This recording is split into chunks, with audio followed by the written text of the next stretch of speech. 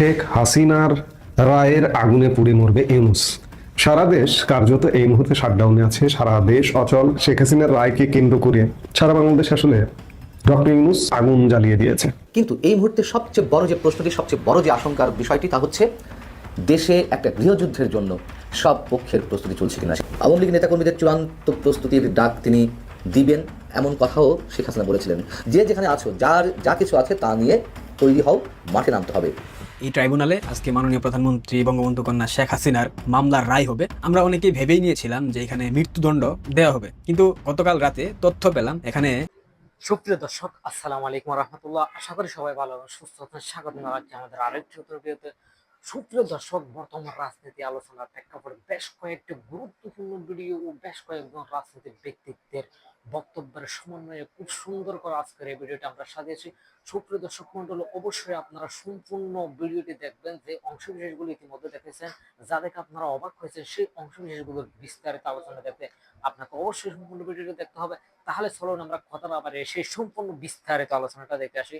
তার আগে আপনাদের প্রতি আমাদের একটা ছোট্ট রিকোয়েস্ট থাকবে, যারা আমাদের চ্যানেল এখন নতুন, চ্যানেলটি সাবস্ক্রাইব করে লাইক করে শেয়ার করে আমাদের সাথে থাকুন।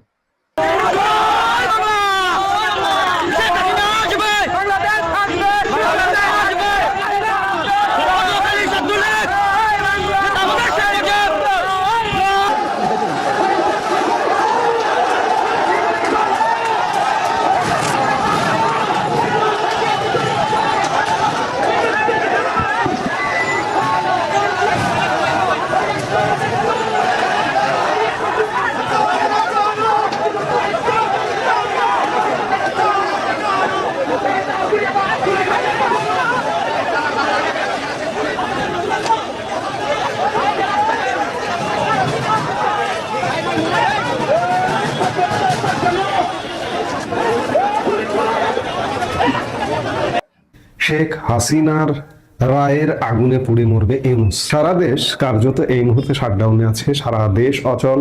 রাজধানী ঢাকা থেকে দূরপাল্লার বাস ছাড়েনি, ঢাকার বাইরে থেকে দূরপাল্লার বাস আসেনি, এবং গতকাল আকস্মিকভাবে দক্ষিণ পশ্চিমাঞ্চলের দুই বিভাগ খুলনা বরিশাল পুরোপুরি পরিবহন ধর্মঘট ডেকেছে অন্য একটা ইস্যুতে।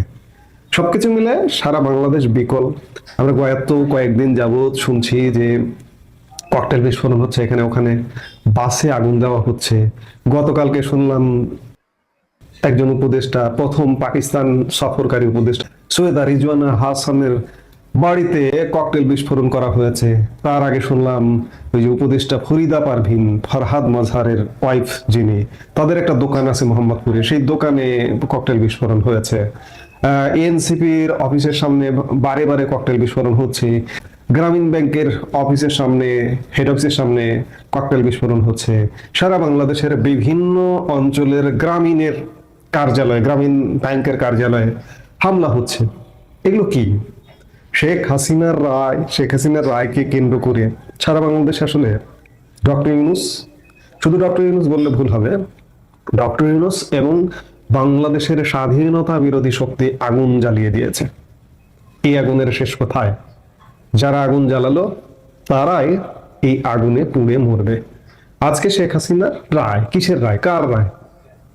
এই যে বর্তমানে যে সরকারটা, এই সরকারটা কিসের সরকার? কার সরকার? আপনার সরকার? আমার সরকার? এটা কি নির্বাচিত সরকার? একটা সুপ্রিম কোর্টের রেফারেন্স, সেই রেফারেন্সটার সঠিক কিনা বা সেই রেফারেন্সটা ভুয়া কিনা, সেই ব্যাপারেও বিলিয়ন ডলারের কোশ্চিন আছে। এই কোশ্চিনকে কেন্দ্র করে আদালতে রিট পিটিশন পর্যন্ত করেছিলেন একজন আইনজীবী। সেটি খারিজ করে দেওয়া হয়েছে স্বাভাবিকভাবে, যেহেতু অবৈধভাবে দখল করা সবকিছু, আদালত, আইন সবকিছু, কাজেই খারিজ করে দেবে, এটি স্বাভাবিক। যে সরকারটি বৈধ কিনা এই প্রশ্নটা আছে, সেই সরকারের ট্রাইব্যুনাল, আন্তর্জাতিক অপরাধ ট্রাইব্যুনাল, সেটি কিভাবে বৈধ হয়? এবং সেটির জন্ম তো এই কারণে নয়।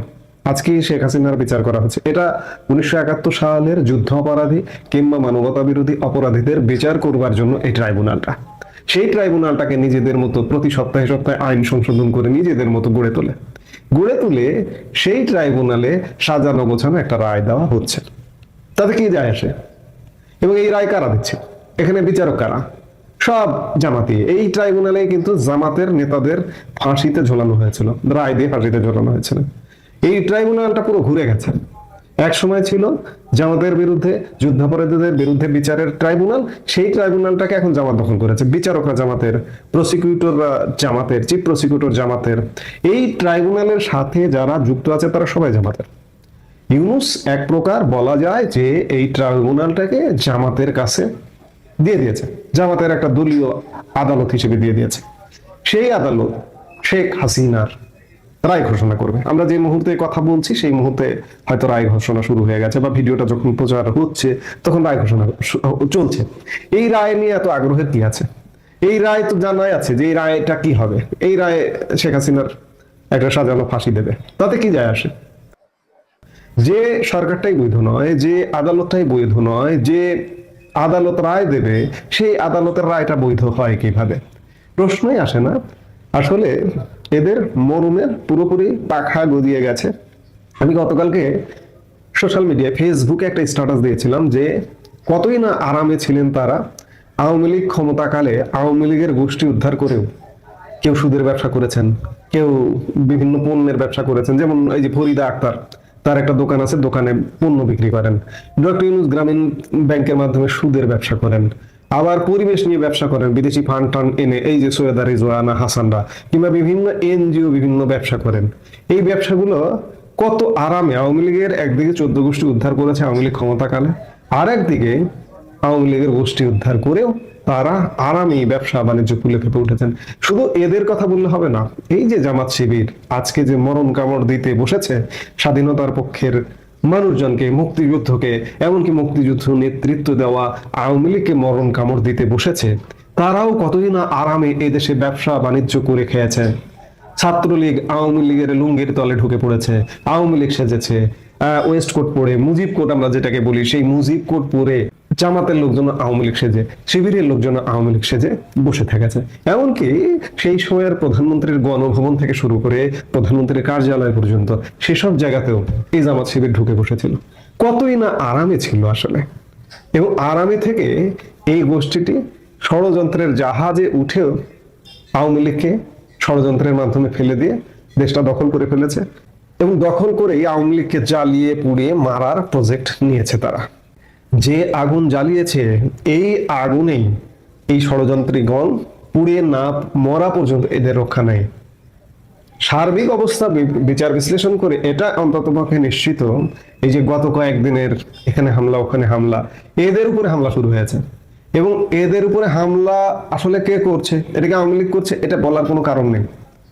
এই দেশটাকে অস্থির করতে চায় কারা? জঙ্গিরা। অস্থির করে জঙ্গিরা এই মুহূর্তে তো উন্মুক্ত। বাংলাদেশে তো হামলা করছে, তারা ভারতে গিয়ে পর্যন্ত হামলা করছে। দেখুন না কি ঘটে। এই যে এই মুহূর্তে শেখ হাসিনার রায়কে নিয়ে তারা উল্লাস করবে, সেই মুহূর্তেই ভারত না জঙ্গিদের সাহায্য করে ছেড়ে দেয় বাংলাদেশের। কারণ ভারতে ওই যে জঙ্গি হামলা, দিল্লি যে লালকেল্লা জঙ্গি হামলা, সেই হামলায় বাংলাদেশি যোগ অত্যন্ত জোরালো ভাবে পেয়েছে। ভারতীয় গণমাধ্যমে এটা ব্যাপকভাবে আলাপ আলোচনা ইতিমধ্যে হওয়া শুরু হচ্ছে। জাস্ট ভারত অফিসিয়ালি প্রকাশ করা বাকি, বা ভারতীয় গোয়েন্দা সংস্থার রিপোর্টটা ভারত সরকারের হাতে দেওয়াটা বাকি। এই উল্লাসটা হয়তো উল্লাস হবে না, উল্লাসের আগেই ঘটনা ঘটে যাবে, উল্লাস করতে করতে ফুটিয়ে দেবে। কাজেই যে আগুনটা বাংলাদেশে জ্বালিয়ে দেওয়া হলো, সেই আগুনে এরা পুড়ে ছারখার হয়ে যাবে। কারণ প্রতিহিংসার রাজনীতি এরা শুরু করেছে। আমি বললাম যে আওয়ামী লীগের 14 গোষ্ঠী উদ্ধার হয়ে গেছে, উদ্ধার করা হয়েছিল, আবার ষড়যন্ত্রে সামিল হয়েছিল। আওয়ামী লীগ আসলে কিচ্ছু বলেনি।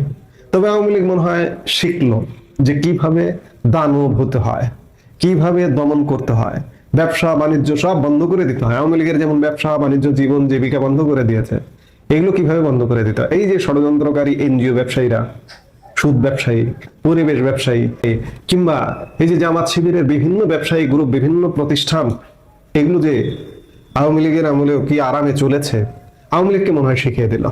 কারণ আওয়ামী লীগ আসবেই, আওয়ামী লীগ ফিরবেই। আওয়ামী লীগকে কেউ যদি দাবিয়ে রাখতে চায়, এটা পারবে না আসলে। কদিন আগেও যারা বলছিল যে আওয়ামী লীগ শেষ, আওয়ামী লীগ আসবে না, কিন্তু না, আওয়ামী লীগ আসছে। খুব বড় ধরনের ধেয়ে আসছে, খুব বড় ধরনের সাউন্ড পাওয়া যাচ্ছে। আমি কানে সাউন্ড পাই, আমার কান আছে হয়তো, আমি সাউন্ড পাই। আপনার কান নেই, আপনি সাউন্ড পান না, এটা আপনার ব্যাপার। কাজেই আওয়ামী লীগ আসলে কি পরিণতি হবে? আবার কি লুঙ্গির তলায় এরা ঢুকবে আওয়ামী লীগের, ছাত্রলীগের? আমার মনে হয় না এবার এটা সম্ভব।